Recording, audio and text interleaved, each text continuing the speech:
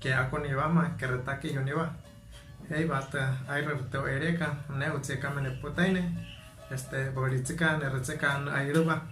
Hola a todos, espero que estén muy bien. Mi nombre es Utsekame, les mando un saludo. En esta ocasión vamos a aprender algunas adivinanzas en Wixárika. Siento que como muchos conocemos las adivinanzas, pues nos ayudan a describir las cosas que la otra persona está tratando, ahora sí que de adivinarlo.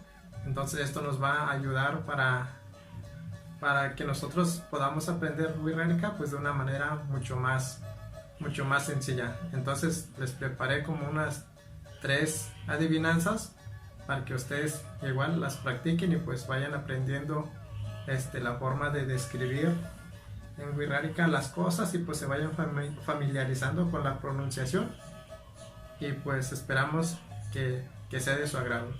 Antes de empezar pues le mando un saludo a mi amigo Sebastián Bejarano, el cual pues también tiene su canal de YouTube. Me pidió que le mandara un saludo y pues en la descripción le dejo su canal. Pues él le gusta mucho la música, toca la guitarra y pues como es su pasatiempo pues igual también sube sus videos para que ahí lo chequen y pues ahí le dejen un saludo.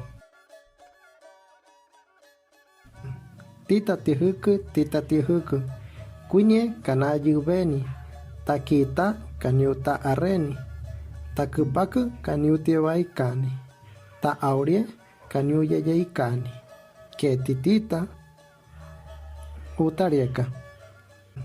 Tita tihuku kuñe kana yubeni takita kanyuta areni takupaku kanyuti waikani ta aurie kanyuya yaikani que titita eka. Tita tihuku kaneu karanini kaneu ta ubabeni hama kanikwaani que titita utarieka. Tita tihuku kaneu karanini kaneu ta ubabeni hama kanikwaani que titita aye. Tita tihuku kanirikura uyeni kaniturrani yubikita kataniu tihubeni hekitata kaneukukutsuni que titita utarieka.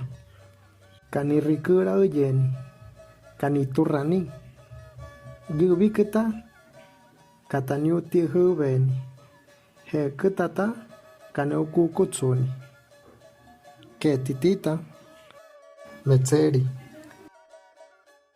Bueno, es todo por el video de hoy, espero que les haya gustado.